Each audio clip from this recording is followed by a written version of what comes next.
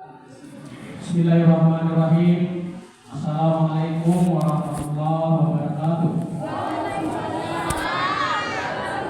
Assalamualaikum warahmatullahi wabarakatuh. Yang sama-sama kita muliakan Bapak Tuan Guru Dr. Suwandi SD selaku pimpinan Pondok Pesantren Ashatul Huda Dusun Lokotan Desa Kecamatan Kayangan. Kita doakan beliau tetap sehat yang sama-sama kita hormati Bapak Babinsa Desadanya, yang sama-sama kita hormati Bapak-bapak penghulu Dusun Sedia Sadang yang sempat hadir, yang sama-sama kita hormati bapak-bapak perangkat wilayah atau bapak-bapak kepala dusun, yang sama-sama kita hormati bapak-bapak RT, yang sama-sama kita hormati bapak-bapak tokoh agama, tokoh masyarakat, tokoh adat, tokoh pemuda, tokoh perempuan, singkatnya jamaah yang laki bini yang saya banggakan dan saya hormati. Pertama-tama marilah kita memanjatkan puji syukur kehadirat Allah Subhanahu wa taala karena berkat rahmat-Nya pada pagi hari yang berbahagia ini kita diberikan nikmat hidup, nikmat sehat, nikmat sempat sehingga pada hari ini kita dapat bertemu berkumpul di masjid ini dalam rangka kita merayakan kelahiran Nabi atau Maulid Nabi besar Muhammad sallallahu alaihi wasallam. Yang kedua mungkin tak lupa kita aturkan kepada junjungan Nabi besar Muhammad sallallahu alaihi wasallam yang telah membawa perubahan dari alam kegelapan menuju alam yang terang benderang. Bapak Ibu sekalian, para jamaah yang saya hormati, izin yang selaku pejabat kepala desa ini sudah genap 26 bulan saya menjabat menjadi kepala desa. Bapak Ibu sekalian, hari ini yang akan menyampaikan program kegiatan pemerintah desa itu didukung oleh APBD atau Anggaran Pendapatan Belanja Desa tahun 2020. Mungkin Bapak Ibu warga yang ada di dusun Kebun Bukit Tinggi Peketua viral WPP Desa tahun 2025. Mungkin Bapak Ibu ada yang bertanya nih, mungkin atau mungkin siapa ketua Bapak kantor nih, maka hari ini yang sampaikan kepada Bapak Ibu sekalian, jumlah APBD kita untuk tahun 2025 ini Bapak Ibu berjumlah 2,6 miliar. Ini kurang lebih 2,6 miliar ini ada 3 sumber Bapak Ibu. Pertama sumbernya dari DD, yaitu dana desa yang bersumber dari APBN yaitu Kementerian Desa, itu berjumlah sekitar 1,3 miliar. Ini kurang lebih. Lalu ada sumbernya dari pemerintah daerah, itu yang namanya alokasi dana desa atau ADD, itu berjumlah 1, sekian miliar. Ya. Lalu yang ketiga itu dari pajak retribusi daerah, itu sekitar 200 miliar ya, sekitar 200 juta. Nah itu makanya kalkulasinya sekitar 2,6 miliar. Ini jumlah dana yang kita tolak untuk tahun 2025 Bapak Ibu sekalian. Nah, tentu Bapak Ibu, kemana kita alokasikan anggaran yang 2,6 miliar itu? Pertama kita anggarkan untuk pembangunan fisik kantor desa kita ya. Ini sudah berdiri juga kantor desa kita Bapak Ibu. Semenjak saya menjabat menjadi kepala desa tahun 2023, pertama pikiran saya adalah bagaimana kita bangun kantor desa kita. Dan alhamdulillah tidak ada halangan Bapak Ibu, kantor desa kita sudah berdiri ya. Ini sudah 100% jadi Bapak Ibu kantor desa kita. Sebenarnya Bapak Ibu, kantor desa kita tidak full jadi sebenarnya tahun ini ya. Tidak bisa full ya, tetapi alhamdulillah ya kita bisa sisihkan anggaran. Karena kemarin itu sebenarnya tahun 2025 itu kita fokus di di bagian bawah dulu baru bagian atas. Nah, bagian atasnya bisa kita selesaikan tahun ini, yaitu sapu lantai. Ya, alhamdulillah ini semua sudah 100% kantor desa kita sudah terbangun.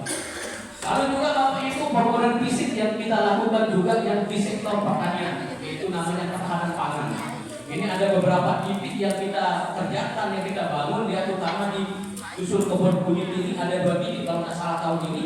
Ya, ini semenjak saya menjadi kepala desa ini luar biasa pembangunan irigasi kita, ada sekitar 8 atau 10 titik yang kita bangun di 10 dusun ini.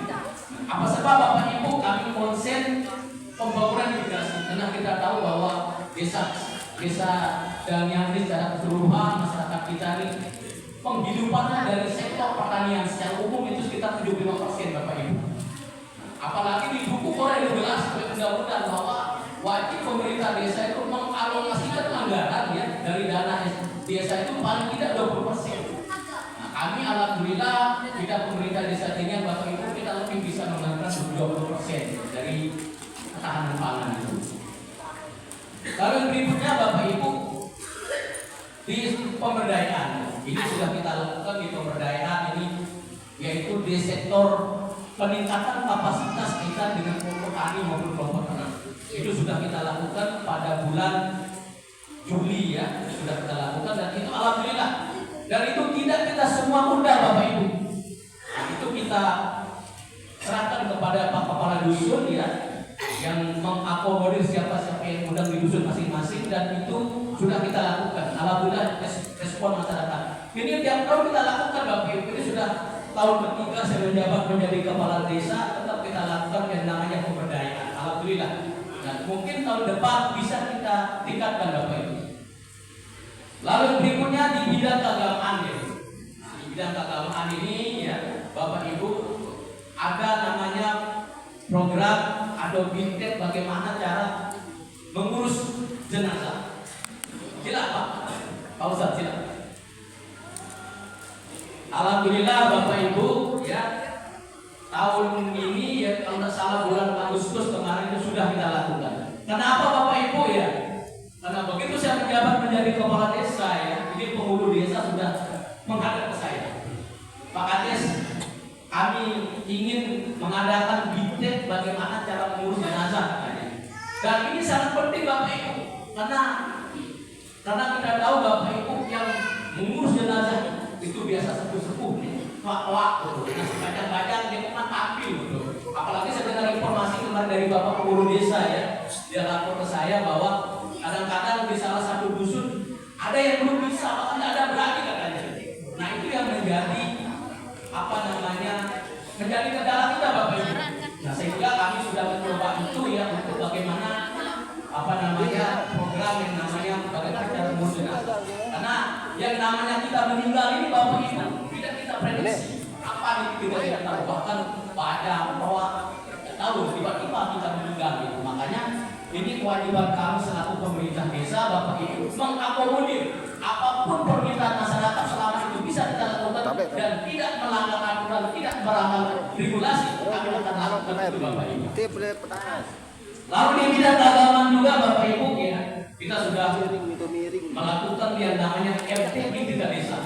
MTQ ini Bapak Ibu ini sudah menjadi program nasional, harus ini bahkan dari pusat, provinsi, kabupaten, kecamatan, desa melakukan yang namanya MTQ di tingkat desa. Dan alhamdulillah ya, ini Pak Ketuanya Pak Ustadz Fadli selaku panitia ya, ini luar biasa.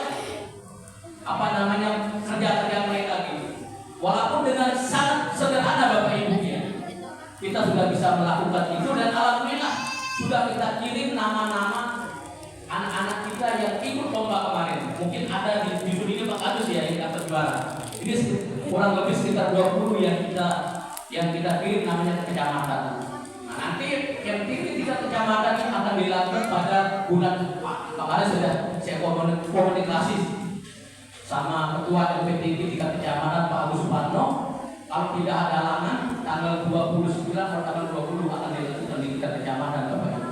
Kita berdoa Bapak Ibu ya, semoga anak-anak kita ya baik di semua dusun itu akan mendapat juara di tingkat kecamatan ya, bahkan di tingkat kabupaten, bahkan tingkat provinsi, bahkan tingkat nasional Bapak Ibu. Lalu yang berikutnya Bapak Ibu perlu juga kami sampaikan ya, kaitan dengan IDM Desa Dania, Indeks Desa Membangun Desa Dania. Ini ya, semenjak tahun 2023 desa kita ini masih dikatakan desa berkembang Bapak Ibu. Nah, ini menjadi PR kami Bapak Ibu. Nah, kalau sudah desa berkembang masih dikatakan desa kita desa tumbuh Bapak Ibu. Nah, makanya kami selaku kepala desa ya berjibaku bersama pendamping desa, pendamping desa tingkat kecamatan, tingkat kabupaten, kami akan mencoba. Dan alhamdulillah tahun 2024 Bapak Ibu desa kita dikatakan desa maju Bapak Ibu tahun 2024. Dan alhamdulillah tahun 2025 desa kita ini dikatakan desa mandiri Bapak Ibu. Kalau desa mandiri dia apa? Paling tinggi derajat sekarang IDM desa ini Bapak Ibu menjadi desa mandiri desa kita. Alhamdulillah ini kalau tidak salah ada 4 desa yang dikatakan desa mandiri yang ada di Kecamatan Kayangan ini, termasuk desa Dania ini dapat Bapak Ibu. Alhamdulillah kita tepat yang sudah menjadi desa mandiri. Nah, kira-kira apa keunggulannya Bapak Ibu kalau sudah menjadi desa mandiri? Ada beberapa keunggulannya. Pertama adalah dana desa itu EP bau kantor desa, kan bisa kita melakukan desa kalau sudah menjadi desa mandiri itu mengalokasikan anggaran sekitar 10% dari anggaran dari desa itu. Alhamdulillah. Dan kita tahu bahwa kantor kita sudah jadi Bapak Ibu.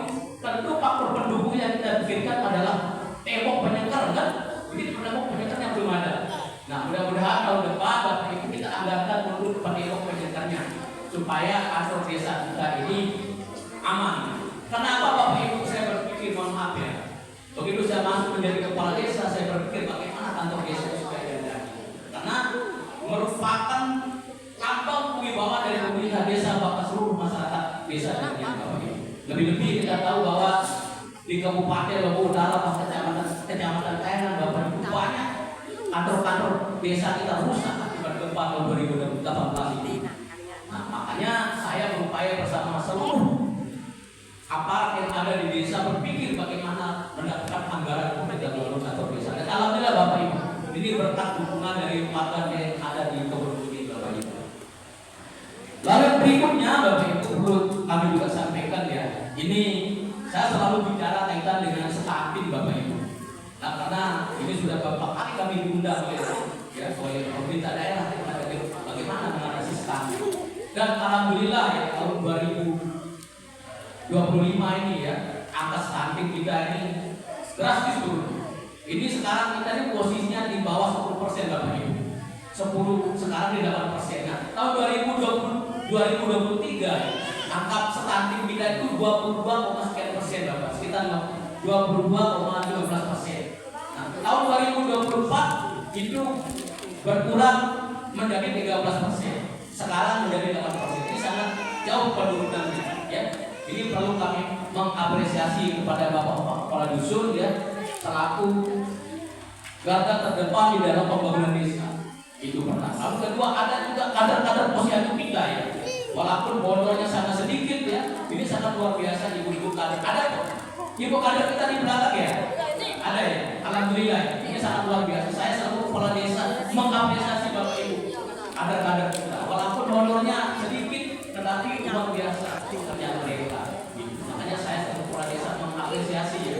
Karena setiap kami rapat ya, Bidang Kesehatan, DP 2 kali, bahkan ditayangkan Bapak Ibu, desa ini sekian stuntingnya, desa ini sekian persennya. Makanya saya malu gitu pertama jadi kepala desa. Makanya pertama dari kepala desa tahun 2023 itu kan sudah melakukan bagaimana peningkatan kader posyandu, peningkatan kapasitas. Nah mungkin untuk tahun ini tidak ada kayak ibu kader ya, mungkin mudah-mudahan tahun depan bisa kita lakukan kembali Bapak Ibu. Itu mungkin Bapak Ibu sekalian ya. Ya kalau Bapak Ibu misalnya kepingin informasi kaitan dengan yang saya sampaikan tadi, silakan Bapak tanya ke saya pribadi boleh, tanya ke kantor boleh, ke rumah saya boleh, dimanapun boleh Bapak Ibu, bahkan sekitar saya boleh.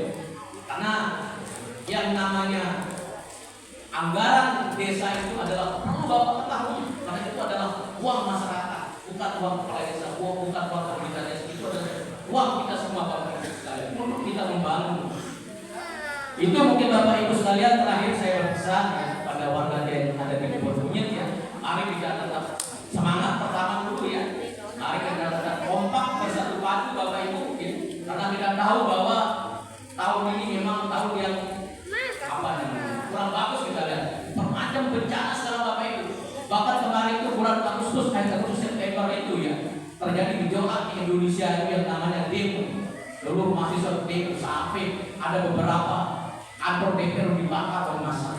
Dan alhamdulillah kita Kabupaten Lombok Utara ada demo Bapak Ibu, dan alhamdulillah ya tidak terjadi yang di kabupaten. Kita berdoa Bapak Ibu supaya bagaimanapun kita ini adalah kabupaten baru Bapak Ibu, harus kita jaga keamanan, jaga konsistensitas kita supaya nanti pemerintah bisa bekerja, baik itu pemerintah kabupaten, pemerintah kecamatan, pemerintah desa. Kalau sudah aman, itu modal kita membangun Bapak Ibu, ya. Dan berpesan kepada Bapak Ibu, misalnya ada masalah, misalnya ada masalah kita tulis silakan lapor. Di sini ada Pak Kadus kita, Pak Rudi, ya, ada Linmas kita Bapak Ibu, ya. Jangan sampai nanti permasalahan itu berlarut. Nah, itu mari kita selesaikan persoalan-persoalan yang ada di bawah Bapak Ibu dengan cara kekeluargaan, karena pulau kita lain ya, jangan sampai ke atas dalam masalahnya Bapak Ibu, mesti jalan kekeluargaan dan peta solusi. Karena itu yang terbaik, itu masih kita lakukan pada budaya kita. Mungkin itu Bapak Ibu sekalian, mohon maaf kalau ada kata-kata yang kurang berkenan, ya. Ini kebodohan saya Bapak Ibu. Kalau itu benar, itu datangnya dari Allah Subhanahu Wa Taala. Yang akhiri dengan ucapan sekian, wassalamualaikum warahmatullahi wabarakatuh. Waalaikumsalam warahmatullahi wabarakatuh. Demikianlah tadi sambutan yang disampaikan oleh Bapak Raden Supardim, SPD. Kami ucapkan jazakallahu khairan. Acara keempat, tausiah Maulid Nabi Muhammad Sallallahu Alaihi Wasallam yang akan disampaikan oleh Al-Mukarram Tuan Guru Dr. Suwandi SMSE. Kepada beliau kami persilakan.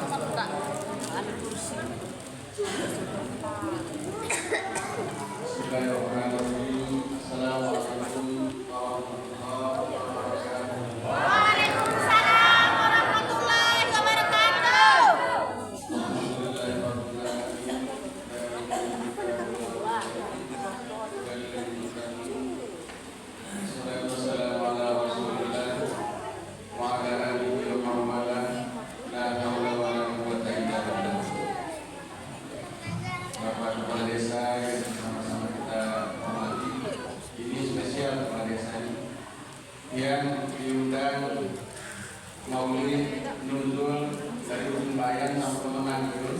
Kalau sudah sambutan kepala desa itu ceritakan uangnya banyak, lalu susah kan?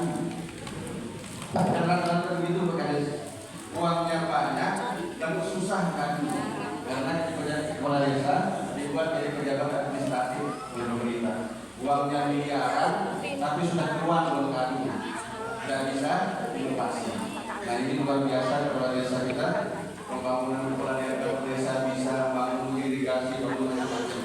Mudah-mudahan desa kita, desa Damian, dusun Kebon Kuning, kedepannya makin maju, makin sejahtera. Ini Bapak kepala dusun, Bapak guru, tokoh agama, tokoh masyarakat, tokoh pemuda, tokoh ibu-ibu, mana ibu-ibunya?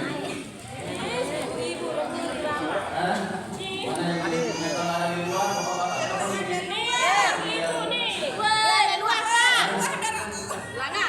ini bapak-bapak yang biasa kurang semangat sama mendera Ina. Mendera ibu-ibu kurang semangat karena bangun dan Adam bangun surga dengan insan mendera Ina. Betul apa deh? Jadi ibu-ibu silakan kalau ada di luar silakan masuk. Bapak Ibu yang saya hormati, bersyukur kita kepada Gusti Allah Subhanahu Wa Taala pada pagi hari ini kita diberikan kesehatan yang hadir di tempat ini. Banyak sekali harus kita syukuri Bapak Ibu, dan yang paling besar kesyukuran kita adalah karena Allah memberikan kita iman dan Islam. Dan yang lebih dari itu, bersyukur kita karena dijadikan umatnya Nabi Muhammad. Karena walaupun ada umat Nabi Adam, ada umat Nabi Batu yang lain, ada ratusan Nabi yang lain, tapi diharapkan masuk surga. Semua umat yang lain itu sebelum umatnya Muhammad masuk duluan ke dalam surga. Bahkan nanti di pada masa itu ketika semua umat, bahkan semua Nabi membutuhkan syafaat, karena saking teriknya matahari itu, satu-satunya Nabi yang bisa memberikan syafaat adalah Nabi Muhammad SAW. Yang hari ini kita peringati kelahirannya. Bapak Ibu senang Maulid? Senang apa senang? Senang banget. Senang banget. Kenapa Bu? Ditambah nanya sama Bapak ya. Kemudian yang kedua, selawat dan salam dikatakan kepada Kanjeng Nabi Muhammad sallallahu alaihi wasallam. Dan kita selawat ya. Sebab ada satu kisah ketika Rasulullah menghadap Bapak Ibu. Itu ada Rasulullah tercengang melihat sosok malaikat yang gagah perkasa. Malaikat ini punya sejuta tangan. Dalam satu tangan itu ada sejuta jari-jarinya. Di jari-jari itu ada jari-jarinya lagi berjuta-juta. Sampai Kanjeng Nabi Muhammad yang Jibril bawa saya ke malaikat itu. Sampai di situ, wahai malaikat yang perkasa, segini banyak tanganmu, segini banyak jari-jarimu, adakah yang tidak bisa kamu hitung selama kamu ada ini? Pasir bisa dihitung? Bisa. Bintang bisa dihitung? Bisa. Galaksi bermiliar-miliar triliunan kamu bisa dihitung. Jumlah hujan yang turun dari langit dari zaman Nabi Adam sampai hari kiamat itu bisa dihitung. Ditanya lagi dengan ada nggak sesuatu yang nggak bisa kamu hitung selama kamu menciptakan itu? Ada ya Rasulullah. Ada yang sampai detik ini belum bisa dihitung. Apa itu? Sekali saja umatmu, wahai Muhammad, berselawat kepadamu, tidak cukup tangan ini untuk menghitung berapa banyak rahmat Allah yang diturunkan kepada umatmu yang berselawat sekali itu. Coba. Tidak cukup tangan yang begitu banyak itu rahmatnya Allah yang diturunkan kepada orang-orang yang sekali saja berselawat kepada Kanjeng Nabi Muhammad SAW. Jadi tadi kita berselawat ya. Bapak Ibu yang dirahmati, yang dirahmati Allah, pagi ini apa yang kita rayakan? Mana Pak Kadus di sini? Pak Kadus sering pengajian kita pernah? Nanti? Tidak pernah. Pada baik kan selesai. Selesai itu biasanya 2 kali Pak Kadus pengajian. Mulut, mi'raj, nuzul. Pada itu semua. Jadi pengajian itu cuma setahun. Mulut, mi'raj, nuzul. Sekali setahun. Jadi kalau sudah bulan Maulid, masyarakat itu sudah paham bahwa itu pasti cerita Nabi Muhammad lahir. Lalu bulan Mi'raj, kita bulan. Lalu di bulan itu Mi'raj. Phong đẹp buổi tà má po Lalu nuzul. con đưa bà orang ini mau biar Menghafal gitu pengajian. Jadi ya, kamu kita ngaji lagi. Coba tes dulu. Tes dulu. Kapan kamu lahir? Apa? Yuk, kan tiap tahun pengajian. Apa aja gitu? Ibu-ibu di belakang hebat berapa? Tanggal 12 Rabiul Awal. Ini sudah terakhir Pak Kades nih. Ini bulan Maulid ini Masya Allah. Undangan kemana-mana. Jadi lahirnya Kanjeng Nabi tanggal 12 Rabiul Awal. Jadi yang singkat-singkat saja udah hafal ceritanya soalnya. Nanti tahu paling. Rasulullah itu dilahirkan kapan? 12 Rabiul Awal di tahun ya. Rasulullah lahir yatim apa bukan? Umur 2 bulan Rasulullah sudah meninggal meninggal bapaknya. Umur 6 tahun ibunya meninggal. Apa hikmahnya? Nabi hikmahnya Bapak Ibu, Rasulullah itu dilahirkan yatim. Begitu ketemu ibunya umur 6 tahun meninggal. Sama kakeknya umur 8 tahun meninggal juga. Apa hikmahnya? Rupanya Bapak Ibu, Rasulullah SAW itu adalah kekasih terbaik, kekasih teragung Allah Subhanahu wa Ta'ala. Dan Allah tidak mau kekasih terbaik ini diasuh oleh manusia. Allah tidak mau manusia kesayangan ini diasuh oleh manusia. Makanya Rasulullah SAW itu betul manusia biasa, tapi yang ngasuh, yang mendidiknya langsung Allah Subhanahu wa Ta'ala. Makanya wajar Rasulullah hebat, karena yang mendidiknya Rasul Allah Subhanahu wa Ta'ala. Didikan Allah kan kita pada apa deh? Pada apa deh? Rasulullah itu dari sejak lahir itu Bapak Ibu, itu yang melahirkan itu bukan manusia, tapi malaikat dan para bidadari. Begitu lahir Rasulullah bercahaya. Begitu lahir Rasulullah sudah disunat. Karena tidak mau kekasihnya disunat oleh manusia. Makanannya, minumannya Allah langsung yang jaga. Itu Muhammad baik. Makanan dan minumannya Allah yang jaga. Umur 4 tahun dibelah dadanya, dibersihkan oleh Allah Subhanahu wa Ta'ala. Itu didikan Allah Subhanahu wa Ta'ala. Makanya Muhammad masih kecil itu nggak pernah pegang HP, nggak pernah nonton TikTok. Walaupun ada musik pada zaman Rasulullah itu, tapi Nabi Muhammad dijaga oleh Allah. Begitu ada suara drum misalnya, atau suara macam-macam musik, ketika Rasulullah dengar itu mau ke sana, Allah tidurkan dia supaya tidak pergi melihat barang-barang yang tidak bagus.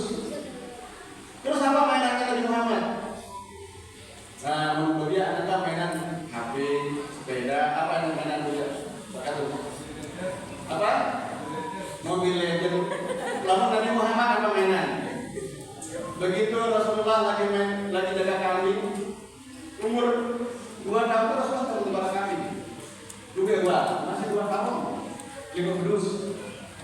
Tapi ketika Rasulullah pernah Bapak Ibu apa yang dilakukan? Mainannya bukan Bapak Ibu, mainannya gitar. Rasulullah kalau malam itu orang pergi lihat musik, dia kalau tangannya diinin Bapak Ibu ke kanan, bulan ikut ke kanan. Tangannya dibawa ke kiri, bulan ikut ke kiri. Diputar-putar berarti. Ada bintang ke sebelah situ, dibawa ke sini, jalan bintangnya. Itu mainannya Nabi Muhammad. Keren nggak? Keren. Arab dia mainan bulan. Arab dia mainan bintang.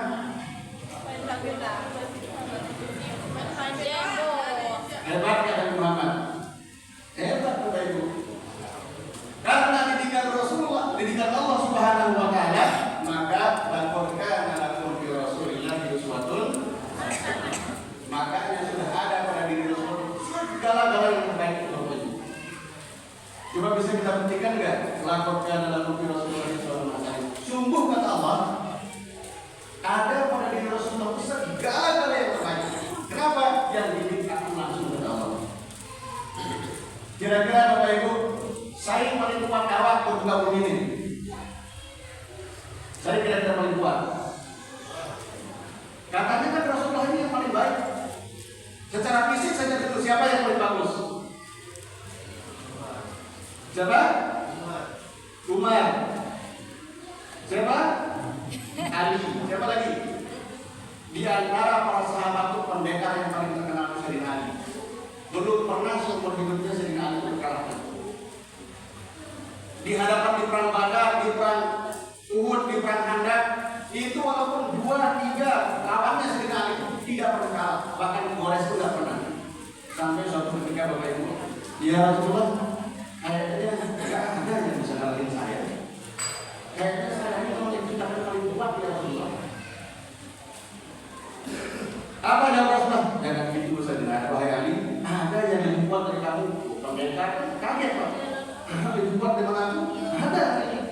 Gimana orangnya Rasulullah? Kalau kamu ingin ketemu sama orang yang lebih kuat dari kamu, nanti sore datang ke balik bukit itu. Di situ ada orangnya. Apa yang terjadi Bapak Ibu? Ali, pendekar sejati, kan tahu orang yang lebih kuat kan? Semangat. Langsung sore-sore pada asar berangkat. Sampai di balik bukit itu dilihat ada orang bercadar. Dari simpulan, betulkah kamu yang kata Rasulullah, orang yang tidak pernah bohong sama saya, katanya kamu yang lebih kuat saya harus buktikan. Akhirnya ditantang dulu sama Ali. Oh, mau pakai pedang, pakai tombak, pakai palu, pakai semua senjatanya Ali terjatuh terus. Tepat terus Ali. Sampai semua kekuatan dikeluarkan. Akhirnya sore itu enggak, kayaknya saya pernah latihan. Besok tunggu saya lagi di sini. Saya hari ini belum kalah. Saya pulang lagi, besok kita ketemu lagi di sini. Akhirnya Bapak Ibu, Ali dari sore malam besok pagi latihan terus. Sorenya berangkat lagi ke balik bukit itu.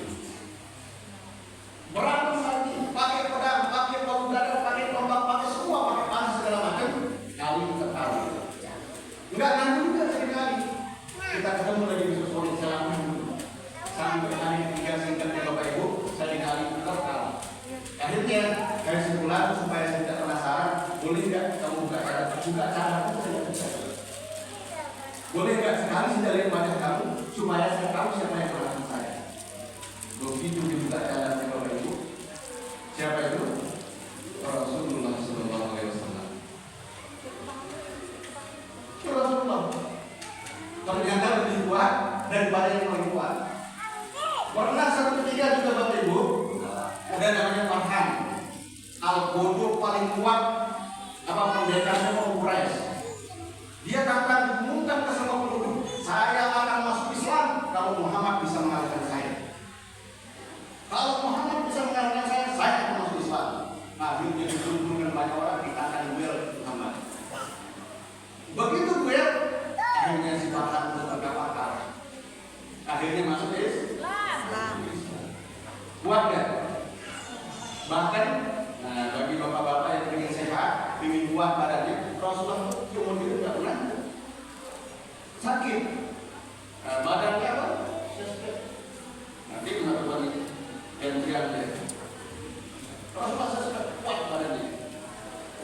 Itu Rasulullah Sallallahu Alaihi Wasallam. Kira-kira siapa yang paling ganteng waktu itu di muka bumi ini? Ayo, Ibu. Siapa yang paling ganteng di muka bumi ini? Yang pernah didengar saya. Kalau tadi yang paling kuat, Muhammad itu lebih kuat daripada Samson. Nah, sekarang yang paling ganteng siapa? Nabi Yusuf. Dari mana tahunya? Apa? Demi Allah, Bapak Ibu, Nabi Muhammad lebih ganteng daripada Nabi Yusuf. Apa dalilnya? Allah Subhanahu wa Ta'ala berfirman dalam hadis qudsi, tidak akan pernah aku berikan satu kehebatan pun kepada selain Muhammad, melainkan Muhammad aku berikan yang lebih banyak dari yang aku berikan kepada orang lain. Nabi Yusuf tampan Bapak Ibu, itu tanpa dibarengi dengan wibawa. Rasulullah tampannya dilengkapi dengan wibawa, sehingga nyamuk pun lalat pun tidak berani lewat di Rasulullah. Makanya ketika Salman Al-Farisi keluar jam 12 malam saat bulan purnama, Rasulullah keluar dari rumahnya sisir rambutnya sama Rasulullah keluar, dilihatnya Rasulullah dari Allah. Rasulullah lebih tampan, lebih cantik, lebih ingat daripada bulan purnama. Keren gak? Makanya Bapak Ibu, bagi yang pernah sekali saja memimpin Rasulullah, itu selama-lamanya tidak akan berubah. Sudah Bapak Ibu? Sudah? Sudah pimpin Rasulullah? Sudah atau belum? Masa nanti di akhirat ingin ketemu Nabi, ingin ketemu Rasulullah, di dunia nggak pernah ketemu?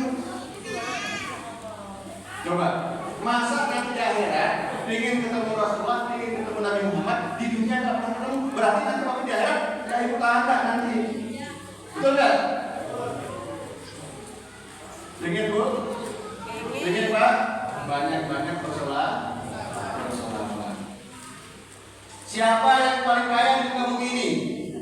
Ayo, kita akan buktikan laqad kana lakum fi Rasulillahi uswatun hasanah. Allah yang langsung didik peliharaan yang namanya Muhammad, wajah yang terbaik di segala-galanya. Siapa yang paling kaya Bapak Ibu? Siapa? Korun. Siapa lagi? Nabi Sulaiman. Itu terkenal di Al-Quran kan? Nabi Sulaiman kaya, Korun kaya. Siapa lagi? Sampai ada yang bilang cari harta kamu.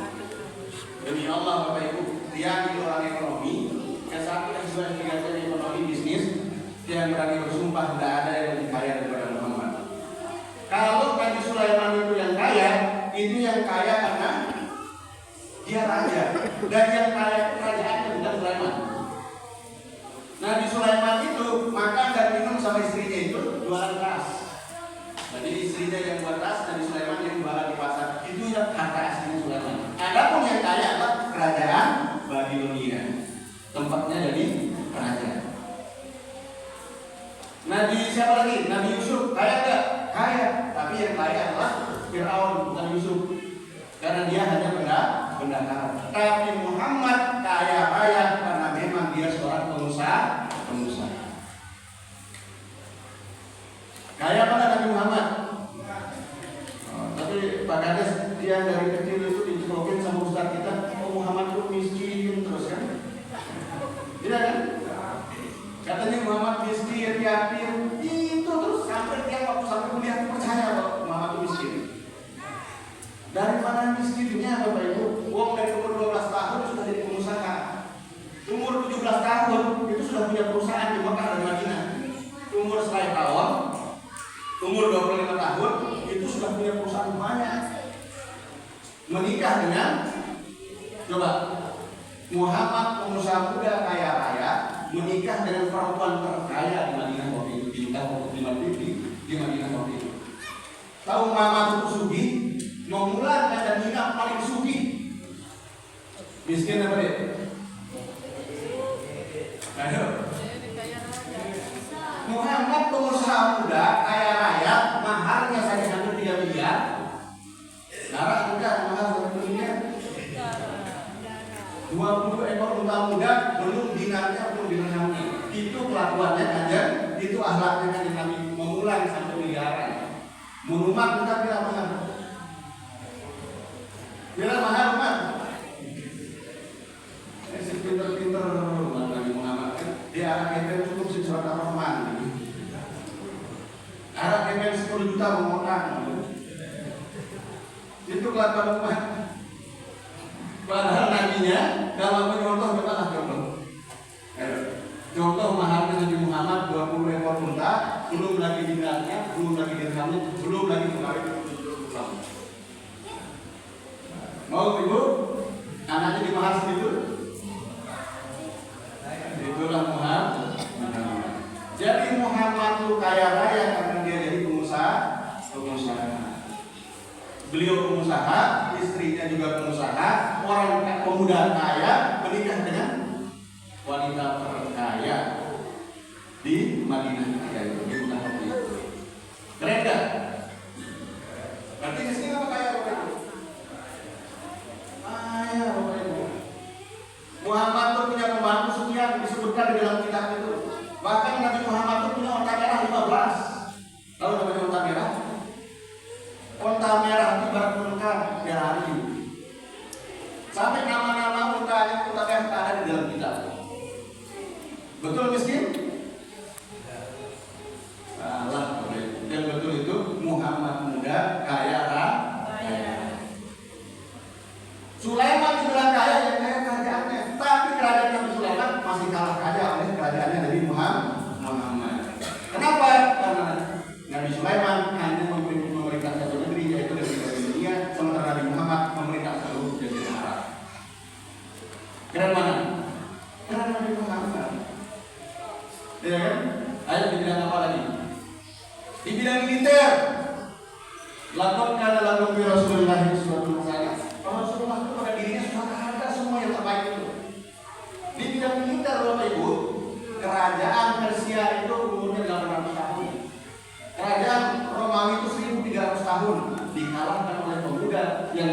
hadir hanya dalam waktu 12 tahun.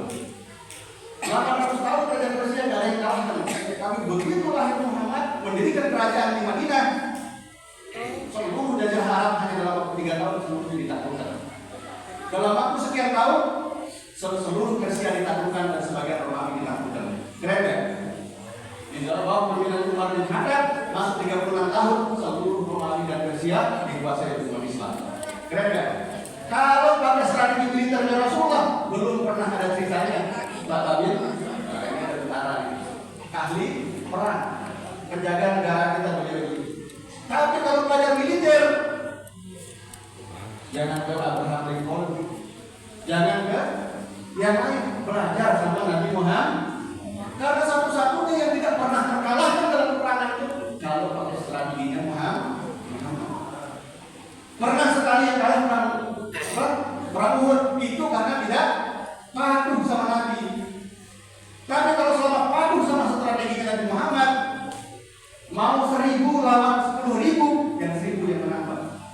Pernah 300 lawan 3.000, yang 300 yang menang. Kenapa? Pakai strategi militer Nabi Muhammad SAW. Bahkan Rasulullah itu kalau perang, Pak, di utara kita, itu bisa menang kalau perang, Pak. Hebat ya? Orang itu harus menang kalau perang. Nabi Muhammad bisa menang kalau perang, Pak. Cukup dengan apa? Dengan doa. Ya, waktu Rasulullah dikepung di Bukit Handang itu, Rasulullah jumlahnya cuma 2.000 orang. Yang dilawan di luar itu pasukan bergajah, pasukan berkuda terlengkap terbaik di zaman itu. 10.000 orang. Terkepung di tengah, Pak. Perlu nggak dikalahkan dengan tangan, dengan senjata yang di luar yang kampung ini? Cukup dengan kado doanya Rasulullah seluruhnya dihadirkan oleh topan dan badai. Keren kan? Itu Rasul. Ayo mau bilang apa lagi? Kita buktikan bahwa Muhammad ini memang manusia the best in the best, the best one menurut ibu. Ya, apa bahasa ini terbaik bahasa berpikir? Apa? Paling maunya. Saya kebal saya sakit deh berpikir. Ada cerita kebal sakit deh. Selama melihat kita paling sakit Nabi Muhammad paling sakit. Nabi Muhammad perang menang, duel menang, bahkan Rasulullah bisa menang cukup dengan satu lisannya. Tahu siapa namanya? Rawaha. Ada Rawaha ini bawa pedang di atas kuda. Dan Muhammad, sekarang kamu sendiri dan saya bersama kawan-kawan saya bawa pedang dan kamu tidak bawa apa-apa. Pakai apa kamu melawan saya sekarang? Apa jawaban Nabi? Ada Allah. Begitu Rawaha menyambat Nabi, cukup Rasulullah tersenyum, langsung tamat dan tentara itu. Sakti atau tidak? Bangun lagi, dibangunkan oleh Rasulullah, mau disabat lagi, aman dari dalam tentara itu. Keren gak? Nggak ada orang yang sakti daripada Nabi Muhammad. Kalau ada kata sakti hebat bisa terbang, coba suruh Nabi Muhammad menang pertahanan. Bagus sih. Rasulullah itu mainannya Pak, datang Raja Malik Habib bin Malik dari Yaman. Habib bin Malik dari Yaman datang bersama seluruh pasukannya, mau menghanguskan Mekah, membunuh orang yang menyebarkan agama baru. Kemudian apa yang dilakukan Muhammad? Diangkat tangannya, matahari menunjukkan sebentar tangannya. Keren ya? Matahari menunjukkan di sebelah tangan kanannya. Kemudian bulan diturunkan di sebelah tangan kirinya. Ada manusia yang bisa buat begitu? Matahari diturunkan di sebelah tangan kanan. Ini sahih di semua kitab menceritakan. Matahari gede matahari. Bagus ada gimana? Tenang atau keren. Matahari diturunkan, bulan diturunkan sebelah kiri, dimasukkan di kantongnya lagi coba. Ada lebih sakti daripada itu? Jadi mungkin ada. Mau cari kemana-mana nggak mungkin ada. Setelah itu dikeluarkan dari kantongnya, dikembalikan lagi matahari. Bulan dikeluarkan dari kantongnya, dibelah dulu baru dikembalikan. Sampai sekarang belahannya itu masih ada. Kalau orang pada sekolah sampai sekarang bekas begitu selipinya dikeluarkan masih ada bekas garisan belahannya di bulan. Yang belah siapa? Pakai tangannya Rasulullah.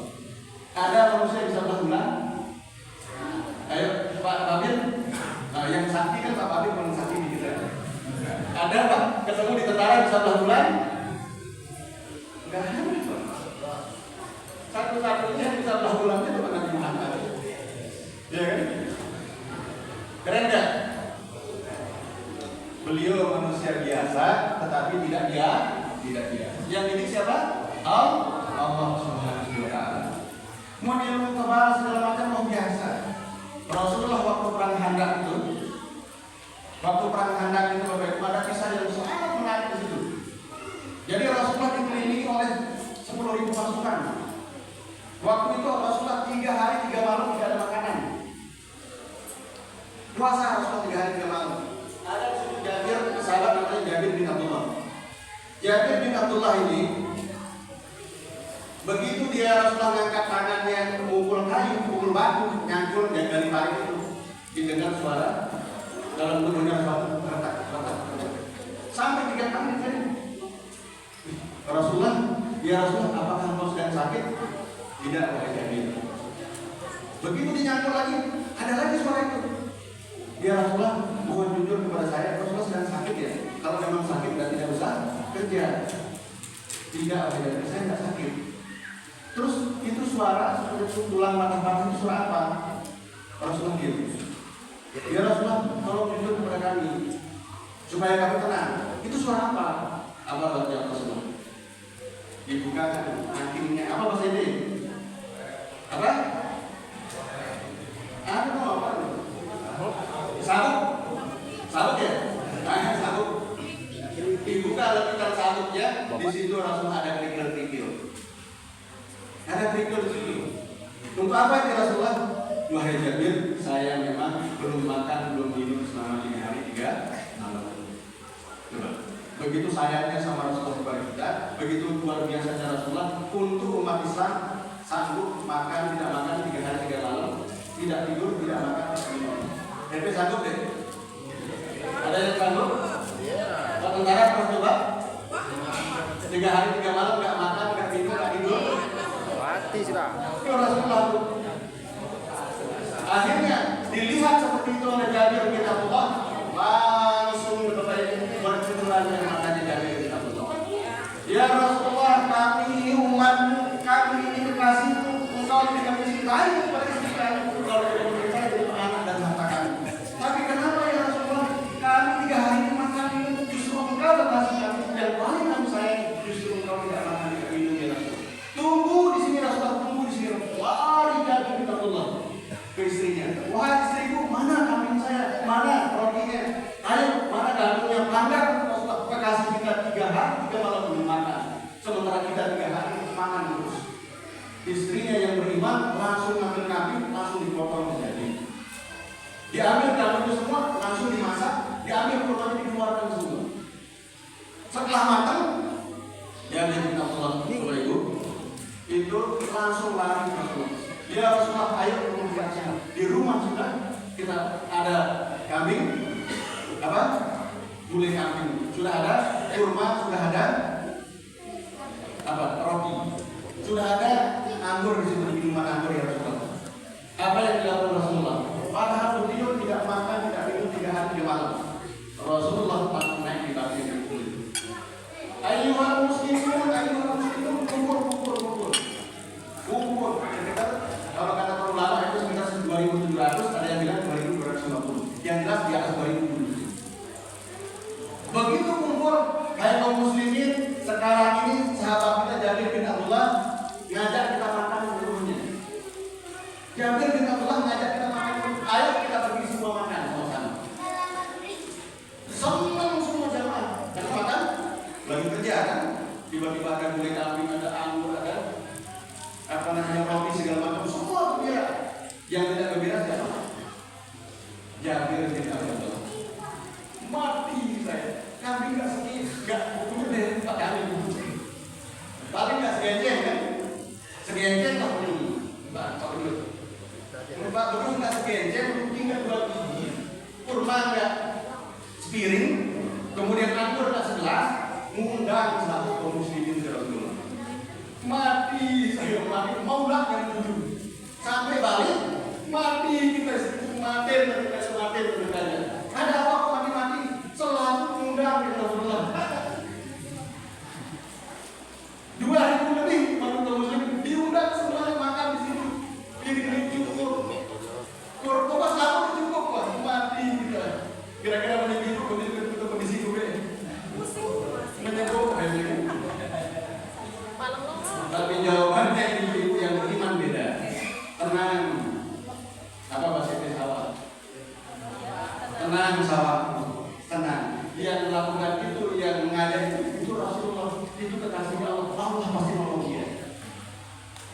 Akhirnya Bapak Jabir ngelus dada, betul engkau zina.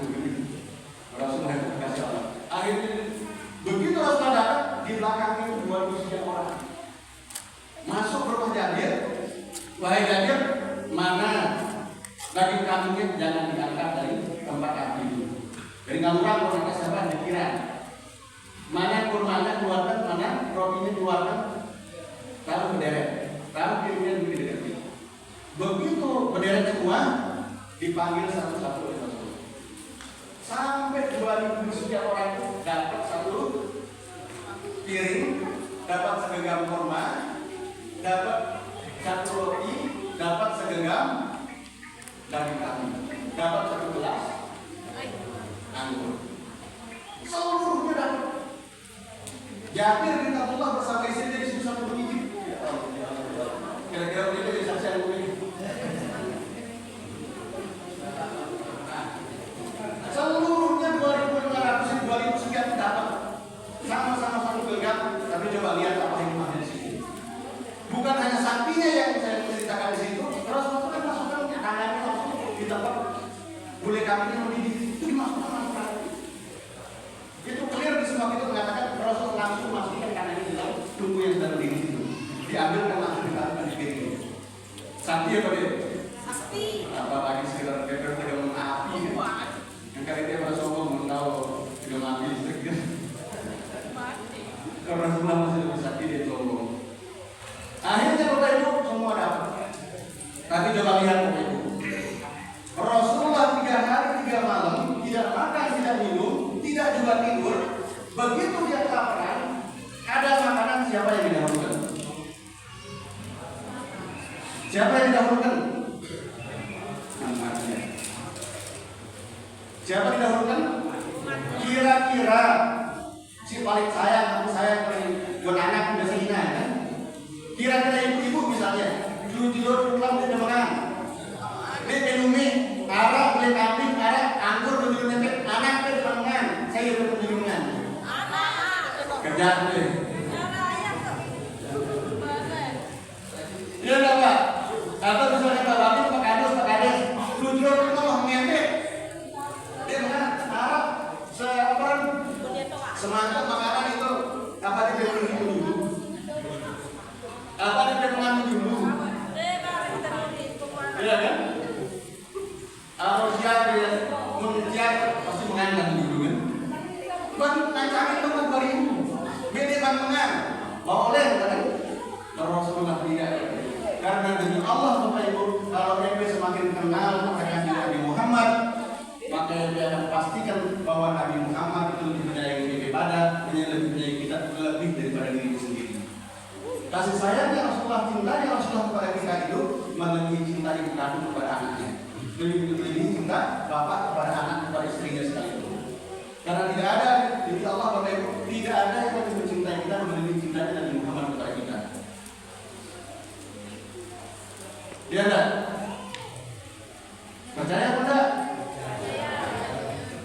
Dan tidak pernah sempurna iman kita sebagai seorang Islam sampai pemuda bernama Muhammad ini lebih kita cintai daripada diri kita sendiri, daripada ibu bapak kita, daripada anak kita, daripada harta kita. Muhammad harus lebih kita cintai daripada segala-galanya, baru masuk sempurna iman kita. Betul ibu-ibu, bapak-bapak cinta kepada Nabi Muhammad? Pak Kades? Nah kita uji betul nggak? Betul nggak? Kemarin pas apa namanya? Pas ulang tahun Indonesia kita juga bernampal. Bernampal Pak Kades? Hampir sebulan simpan hari kemerdekaan. Pas ulang tahun KRU seminggu simpan. Karnaval ini, karnaval itu, lomba ini, lomba itu. Anak ulang tahun diundang semua tetangga, diundang teman-temannya. Anaknya ulang tahun.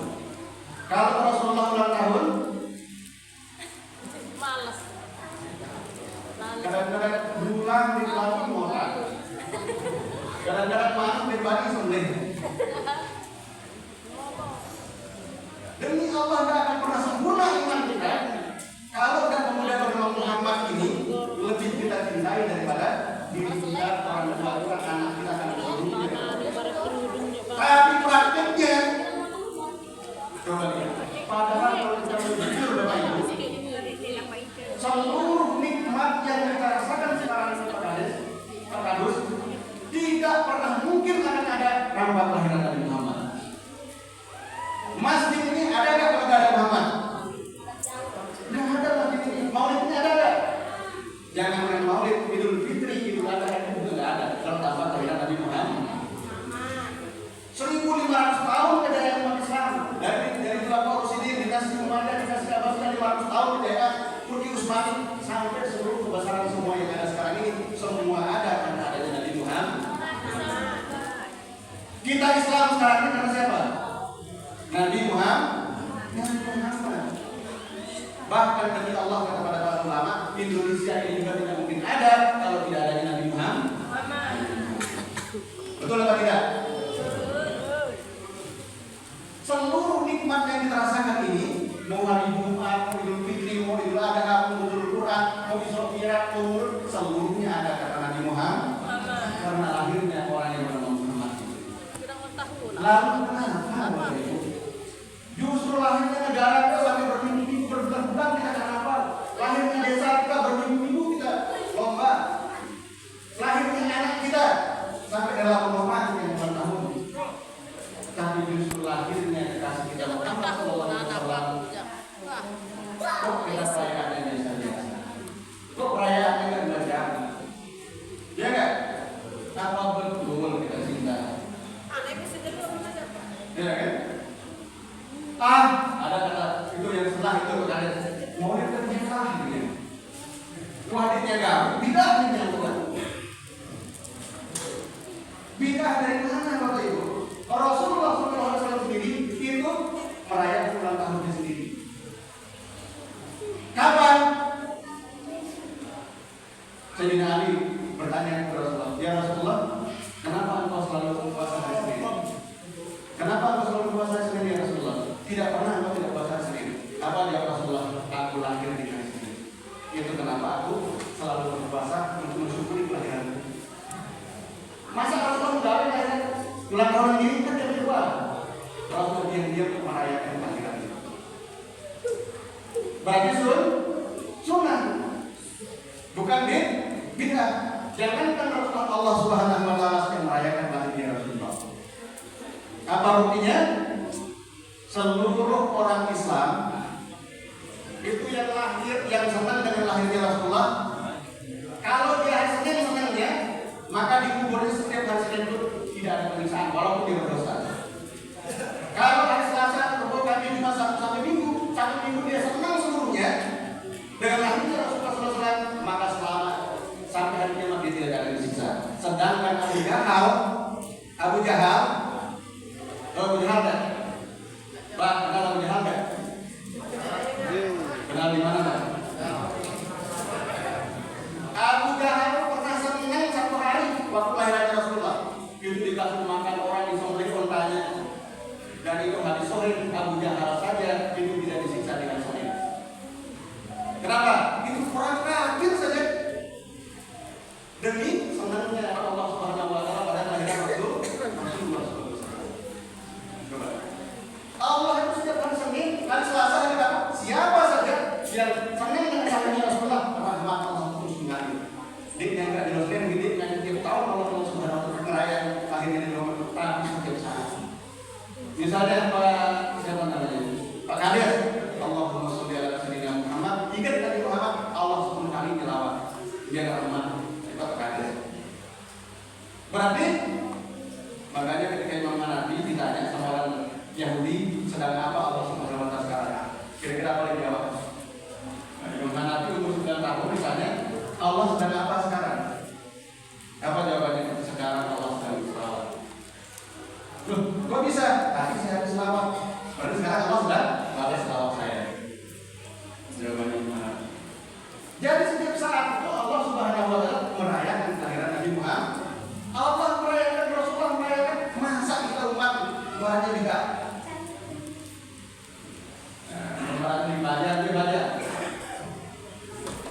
Berarti perjalanan ilmunya kurang jauh, ngopinya kurang jauh, ya kan?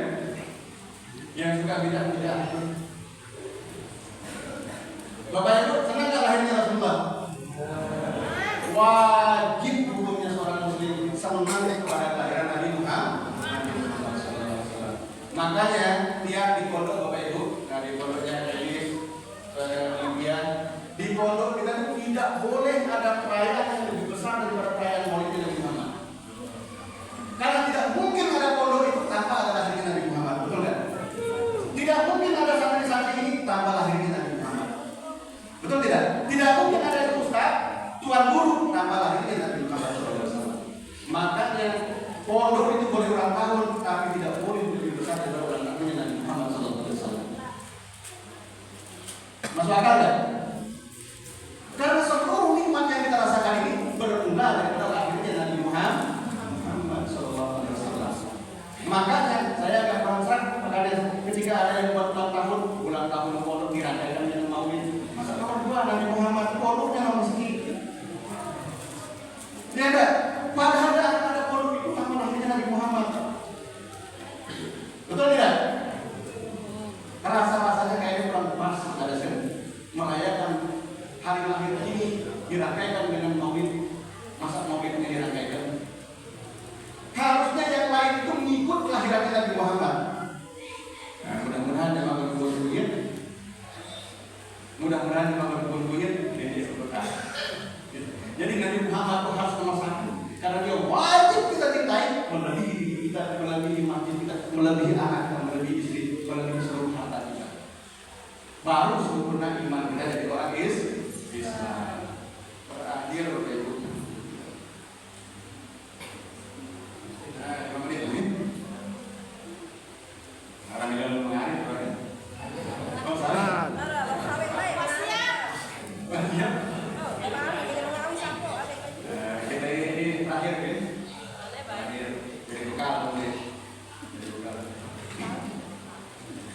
Jadi Bapak Ibu, apa yang kita inginkan dari perayaan Maulid ini setelah kita tahu begitu luar biasanya kanjeng Nabi Muhammad, setelah kita tahu begitu lanturkan dalam Rasulullah bahwa segala-galanya ada pada diri Rasulullah. Yang jadi mendagang, yang jadi tentara, yang jadi polisi, yang jadi PNS, jadi apapun contoh terbaik kita adalah Nabi Muhammad SAW. Dan tidak akan pernah sempurna iman kita kalau tidak mengamati lebih kita cintai daripada segala-galanya. Terakhir ada hadis Rasulullah SAW, "Waman ahabbani ma'ikirda." Saya cinta, saya sayang aku, dia akan saya sebarang surga. Waman ahabbani ma'ikirda. Saya yang mencintai, saya sayang aku, dia barang yang aku surga. Allah Subhanahu wa taala di dalam hadis qudsi pernah berfirman, Rasulullah SAW itu ngobrol dari hakikat. Apa obrolannya? Ya Muhammad, tahukah engkau kenapa aku ciptakan surga neraka, kenapa aku ciptakan bumi matahari dan seluruh alam semesta ini? Tahukah engkau Muhammad? Untuk apa ya Allah? Aku ciptakan seluruhnya yang ada di bumi ini, baik yang di langit, di galaksi, di surga, neraka, seluruhnya aku ciptakan semua untuk engkau ya Muhammad. Enggak, aku ciptakan semua ini oleh karena untuk engkau ya Muhammad. Jadi seluruh apapun yang ada ini, termasuk istri, anak kita, sapi kita, semua diciptakan oleh Allah untuk Nabi Muhammad Sallallahu Alaihi Wasallam. Lalu tahukah engkau Muhammad, engkau ciptakan untuk siapa? Engkau Muhammad aku ciptakan untuk siapa? Rasulullah dia, aku untuk siapa ya Allah? Engkau aku ciptakan untuk menjadi kasih. Engkau Muhammad aku ciptakan untuk menjadi kasih. Lalu aku ini Muhammad, engkau jadi kasih untuk alam ini untukmu. Lalu aku ini untuk siapa? Aku ini untuk siapa? Rasulullah dia, engkau yang lebih tahu ya Allah. Engkau untuk siapa? Aku ini Muhammad untuk siapa saja yang rajin bersama kepada. Aku ini wahai Muhammad untuk siapa saja manusia yang rajin berselawat kepada. Makanya di bulan yang tadi, ketika satu orang berselawat, Allah menurunkan rahmat yang tidak terhitung, tidak terhitung. Coba pahami bapak. Aku ini kata Allah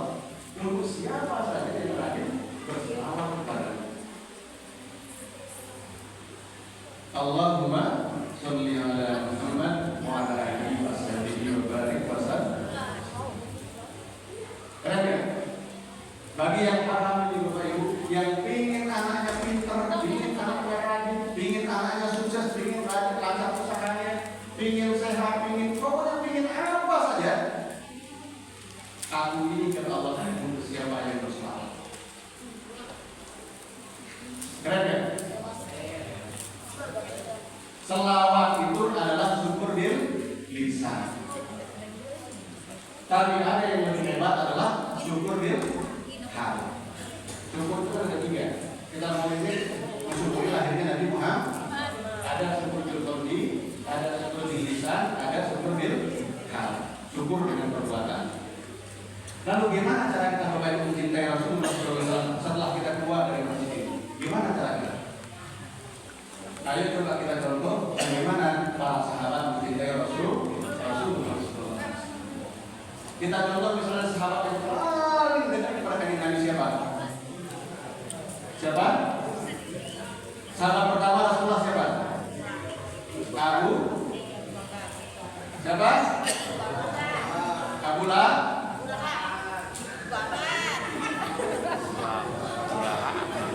Sahabat Nabi Muhammad Abu Lahab. Jangan-jangan Abu Jahal tuh. Sahabat terdekat Rasulullah SAW dan pengganti beliau setelah meninggal adalah Abu Bakar. Coba perhatikan bagaimana cara beliau mencintai Rasulullah. Kalau dari sisi harta Bapak Ibu, coba lihat caranya. Begitu terjadi perang Badar, begitu terjadi perang Khandaq, begitu terjadi perang Uhud, Rasulullah mengumumkan, hai kaum muslimin, ayo siapa yang menyumbangkan hartanya untuk Allah dan Rasulnya? Apa yang dilakukan Abu Bakar? Kalau untuk Allah, kalau untuk Rasulullah, apa yang dilakukan? Dibawa kenapa ditinggalkan satu senti? Dibawa seluruhnya dapat Rasulullah. Begitu dia sekian banyak harta yang dibawa, sekian puluh ribu dirham, sekian puluh ribu dinar, di luar masjid ada orang tak ada. Apa namanya, mudah lengkap dengan makanan minumannya, lengkap dengan peralatan pedang dan segala macamnya. Rasulullah bertanya, ya Abu Bakar, apa yang kamu tinggalkan di rumah? Apa yang kamu tinggalkan di masa segini banyak harta yang kamu bawa ini? Apa jawabannya Rasulullah? Abu Bakar, sampai 3 kali sampai berempat Rasulullah bisa ngomong ke kita. Sampai berempat, apa yang kamu tinggalkan di rumah Abu Bakar? Segini banyak harta yang kamu bawa ini. Apa jawabannya? Yang aku tinggalkan di rumahnya Rasulullah lebih baik daripada itu. Apa itu? Allah dan Rasulnya. Allah dan Rasulnya tinggalkan dulu. Berarti tidak ada satu sen pun yang tinggalkan dulu. Apa kata Rasulullah? Apa kata Rasulullah? Wahai Abu Bakar, wahai Abu Bakar, anta ma'ana fil jannah. Karena dia lebih mencintai Rasulullah daripada hartanya, daripada istri dan anaknya, daripada segala-galanya. Apa kata Rasulullah? Kata Rasulullah, anta ya Abu Bakar, anta ma'ana fil jannah. Engkau wahai Abu Bakar, kamu teman saya di surga. Karena mbaknya gini, bangun masjid, karena mbaknya sampai 10 juta, 20 juta nih mbak.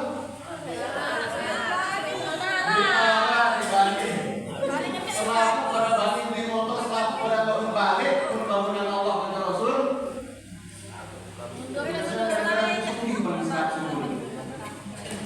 Lagu ini sendiri, biasa paling suki, paling sekali berketen. Abu Bakar tidak, seluruh harta bendanya, semua kudanya, kontanya semua diserahkan ke Islam. Makanya kata Rasulullah, anta ma'ana fil jannah. Kita gak usah lihat banyak-banyak Islam Abu Bakar saja. Ketika Abu Bakar masuk Islam, itu kan beliau yang pertama masuk Islam. Begitu jumlah Islam sudah cukup 39 pada saat itu, Abu Bakar bersama para sahabat yang 39 pada masuk Islam, Bapak Ibu, itu langsung dipimpin oleh Abu Bakar bersama Rasulullah SAW datang ke Ka'bah. Diumumkan bahwa kami semua sudah masuk Islam. Ini adalah ajaran Allah dan segala macam. Apa yang terjadi? Makanya dalam sejarah, makanya yang pertama kali berkhutbah itu di depan Ka'bah itu adalah Abu Bakar bukan Rasulullah SAW.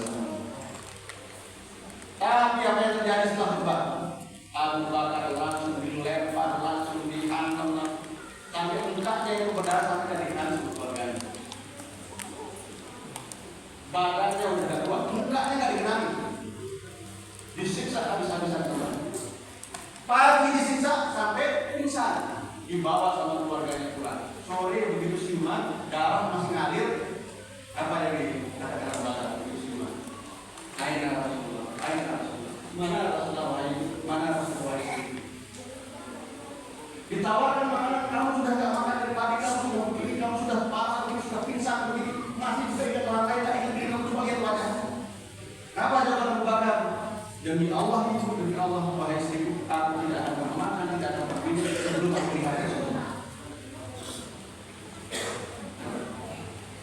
Aku tidak akan makan, tidak akan minum, walaupun kondisi badan mati sekalipun, aku tidak akan makan minum sebelum aku melihat Rasulullah. Akhirnya mau tidak mau, ibunya bersama istrinya di rendang, direndang sambil tunjuk, sambil begitu sambil dapat pintu Rasulullah, atau pintu Assalamualaikum ya Rasulullah, dilihat Rasulullah selamat di depannya. Alhamdulillah ya Allah, Alhamdulillah ya Allah. Muhammad tidak apa-apa. Barulah Abu Bakar dibawa pulang. Munita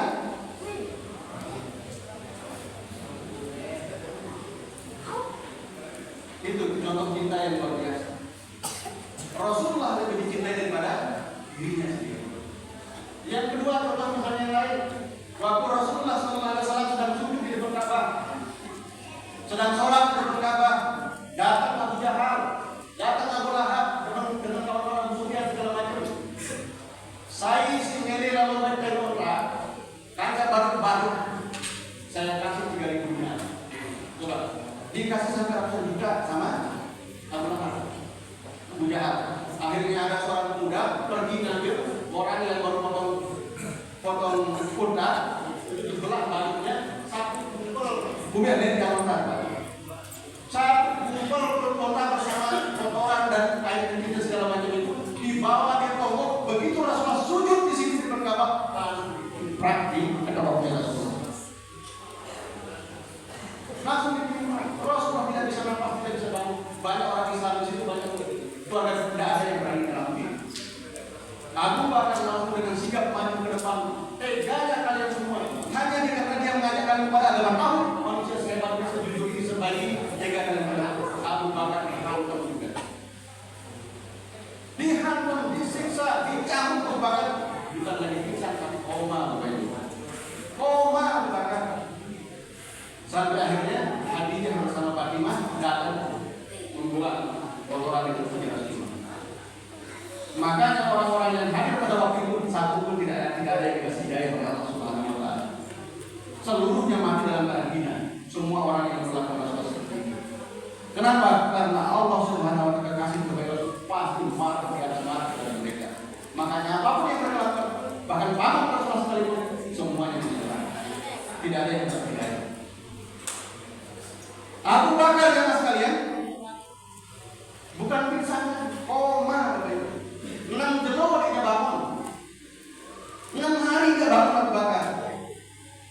Untuk siapa? Rasulullah. Tidak peduli dia mati, tidak peduli orang lain, tidak peduli apapun. Kalau sudah urusannya Rasulullah, nyawa tidak masalah. Jangankan harta, nyawa saja. Di amwalikum wa anfusikum. Harta dan jiwa yang seluruhnya dikorbankan. Tapi begitu siuman setelah 6 hari Bapak Ibu, pengantin bahasa Nisa, begitu buka mata, belum makan, belum minum, 6 jelo, nggak sadarkan diri, koma Bapak Ibu. Begitu bangun, apa yang diucapkan? Ya Umi, aina Rasulullah, aina Rasulullah, mana Rasulullah, mana Rasulullah sama istri. Rasul Abu Bakar langsung bangun dari tempat tidurnya sampai terjatuh. Terjatuh dari tempat tidurnya, akhirnya nggak bisa bangun karena memang baru bangun dari koma. Tapi langsung nyari Rasul. Akhirnya diangkat sama ibunya, anakku. Itu pada seminggu itu ibunya merata terus. Orang sebaik Abu Bakar, sedermawan Abu Bakar, jujur Abu Bakar, selama Abu Bakar, tega-tega orang mendidikan anak. Nggak betul kalau tanya pada kira-kira ibu menanam Begitu bangun anaknya, begitu bangun Abu Bakar, langsung bangun ayahnya Rasulullah, langsung terik dari rasa. Dia mesti anak, biar aku yang melihat Rasul. Karena dia nggak mungkin dibobong lagi, anaknya pergi ibu. Begitu sampai di rumah Rasulullah SAW, dilihat Rasulullah sehat. Wahai Rasulullah, anak sebagai Abu Bakar, sehebat Abu Bakar tidak mungkin begitu pilihan yang salah. Kalau begitu ya Rasulullah, engkau lebih mencintai keluarga aku daripada aku sendiri. Dengarkan dari Rasulullah kali ini juga aku, ibunya Abu Bakar masuk Islam. Itulah Abu Bakar. Kalau perempuan, kita ambil satu contoh sebelum itu. Siapa perempuan yang paling hebat? Ini Khadijah. Begitu nikah sama Nabi Muhammad, kita bandingkan Khadijah dulu sama Khadijah sekarang, Pak. Kalau Khadijah dulu, begitu menikah, Rasulullah langsung tinggal bersama di rumahnya Khadijah. Kira-kira teman-teman apa kades? Kira-kira teman-teman untuk bermenina juga enggak?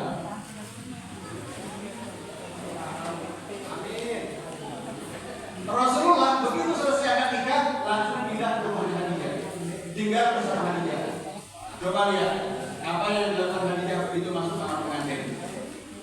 Begitu masuk kamar pengantin bapak ibu selesai jam kabul. Begitu pegangan tangan, apa yang dilakukan Khadijah pada waktu itu? Pak Kadus, wahai suamiku, sekarang aku ini adalah istrimu. Mulai sekarang Khadijah, seluruh harta ini adalah milikmu. Bahkan sekarang wahai Muhammad, aku ini adalah budak perempuanmu. Aku ini adalah budak perempuanmu kata Khadijah. Artinya kamu jual. Makanya kata Rasulullah SAW, selama aku menikah dengan Khadijah, satu kali pun Khadijah tidak pernah membuat saya galau. Sekalipun kata Rasulullah. Rasulullah manusia yang tidak berbohong. Sekalipun selama sekian tahun saya menikah, sekalipun Khadijah tidak pernah membuat saya galau. Bu, sekali itu mama galau Bapak Ibu. Sekali itu mama 4 menit itu Bapak.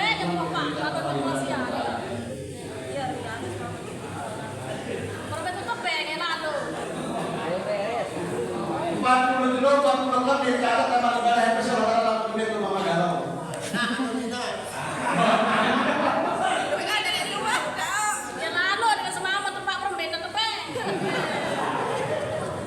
Aisyah bu, siapa nama istrinya tahu? Asia itu suaminya sekelas Fir'aun bu. Suaminya Asia itu sekelas Fir'aun bu, tapi dia dijamin masuk surga. Kenapa? Karena walaupun suaminya sekelas Fir'aun tetap ngabdi kepada suaminya. Apalagi suaminya itu kalau dia bapak Fir'aun nanti kan. Dia terang sebenarnya ini. Lalu sama mereka. Kalau berlaku menghina. Tapi jangan baca sih kan Asia suaminya sekelas Fir'aun Pak. Tapi tetap dijamin masuk surga karena tetap bakti kepada suaminya. Coba lihat Khadijah Pak. Waktu beliau meninggal dipakai oleh Rasulullah. Khadijah Khadijah dulu Pak, itu waktu panggung meninggal sama Rasulullah itu langsung melihat menoleh ke arah siapa? Fatimah. Dibisikkan di telinganya Fatimah, wahai Fatimah, aku takut sekali terhadap satu kubur. Aku takut bertemu malaikat munkar dan nakir. Aku takut terhadap siksa kubur. Boleh nggak minta tolong mintakan saya sorban bapak? Boleh nggak wahai Fatimah mintakan saya sorban bapak? Padahal Allah sudah mengirimkan kain kafan langsung dari langit, dari surga, dari sisi Allah kain kafan itu Khadijah. Tapi masih belum cukup. Khadijah bilang, wahai Fatimah, mintakan saya sorban bapak. Akhirnya Fatimah langsung ngomong sama Rasulullah, ya Adi, ini minta sorban. Rasulullah langsung berdebat dengan mata. Rasulullah langsung, kalau tak laki-laki, saya lihat ke mama sama sholat, tahu. Ternyata Bapak Ibu, seumur hidupnya bernikah sama Rasulullah tidak pernah sekalipun Khadijah minta sesuatu kepada Rasulullah. Tumben-tumbennya minta sorbannya untuk kenalan.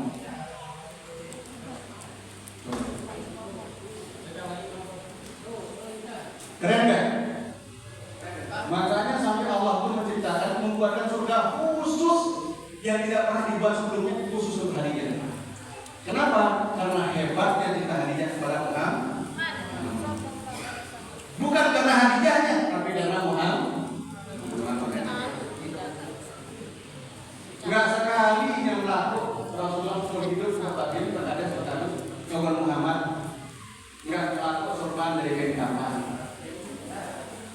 Rasulullah menang, lamun minangka Khadijah mengaku.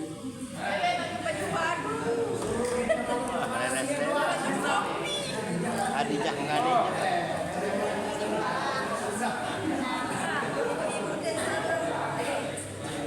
Sampai Arab Ustaz berjudul yang kita lihat di YouTube pada Ustaz tahu Nina nih, mana di Ublik tuh mama pokoknya ada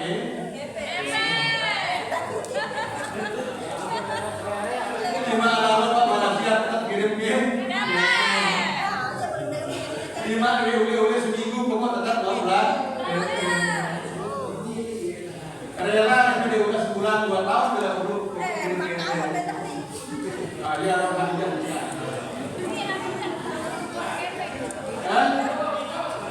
Oh Khadijah. Jadi Bapak Ibu, mudah-mudahan setelah maulid ini tidak hanya kita bisa mendoakan Rasulullah, meningkatkan kecintaan kita kepada Rasulullah, tapi juga menteladani sifat-sifat Rasulullah, juga sifat dari Khadijah. Oke? Mudah-mudahan dengan kita merayakan maulid Rasul ini, Allah meningkatkan derajat kita menjadi umat Nabi Muhammad, kekasih Rasulullah SAW, sehingga kita semua nanti bisa mendapatkan syafaat ini. Assalamualaikum warahmatullahi wabarakatuh.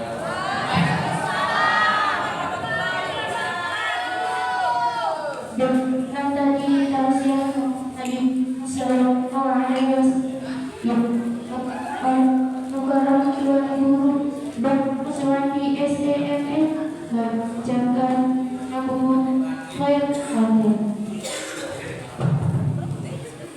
Sajak 51 ayat dan yang disebut hari kelakaran yang akan akan oleh Al-Quran nomor SES kepada kampus hadir dan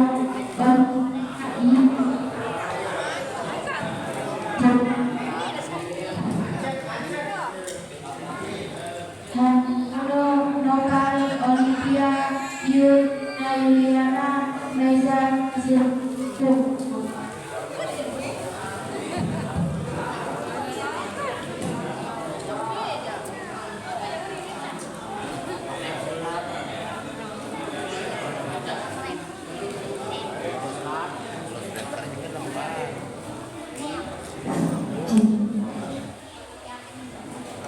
Handayana Nopal Olivia Yul Ina Yuliana Meza dipersilakan untuk masuk.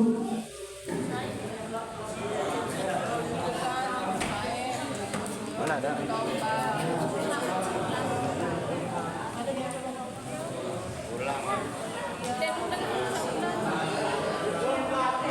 Mohon kepada kedua orang tuanya untuk mewakili.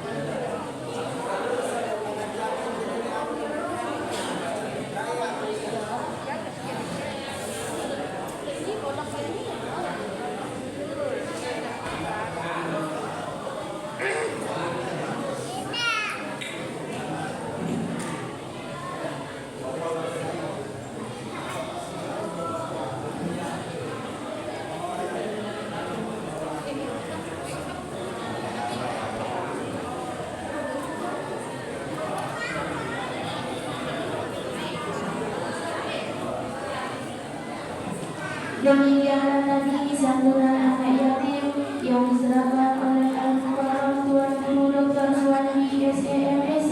Kepada beliau kami ucapkan banyak-banyak terima kasih. Acara ke-6 doa yang akan dipimpin oleh Ustaz Muhammad Radli SPDI. Kepada beliau kami persilakan.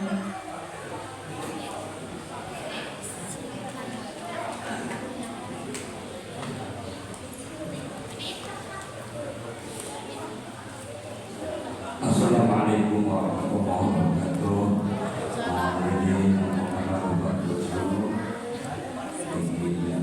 Berat dari pintu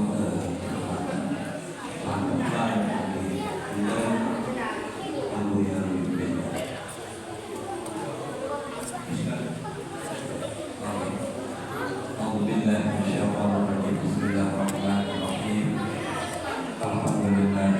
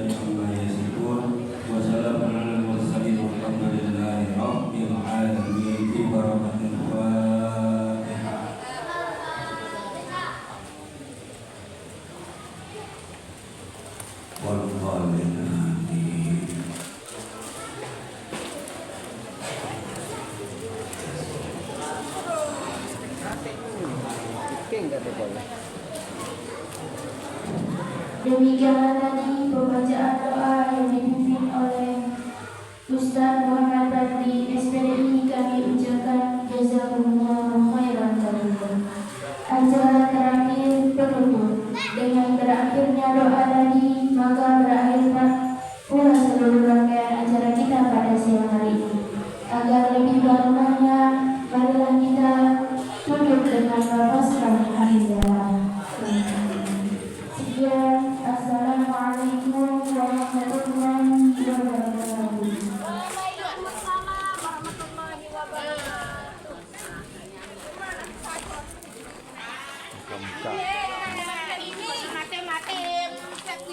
Adeo Mateo, anu mi bateri kono. Lupa cas.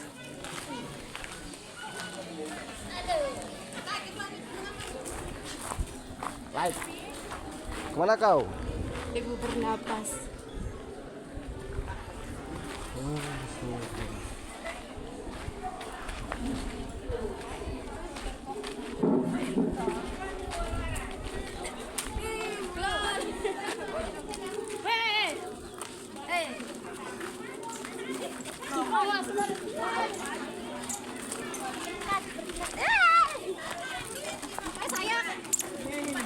Kak, dia keteng. Biasa ya? Antara jamaah tamu undangan sila kemajuan sedikit jarak tidak kena karpet. Kak Ijo, Oh. mesti nggak ada cerita. Saware importer. Masa dia bukan dia. Apa yang semendak main. Kami pihak video. Oh, nggak di sini ano. Semendak. Jembe.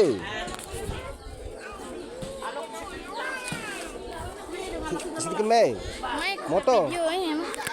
Sekempi aja. Kenapa dia patah ini? Angkat ya saudara. Oh, saudara Israel.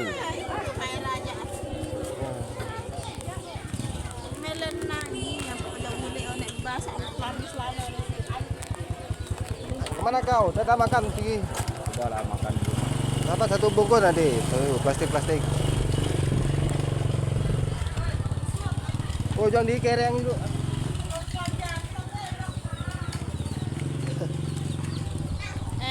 Kak Icu.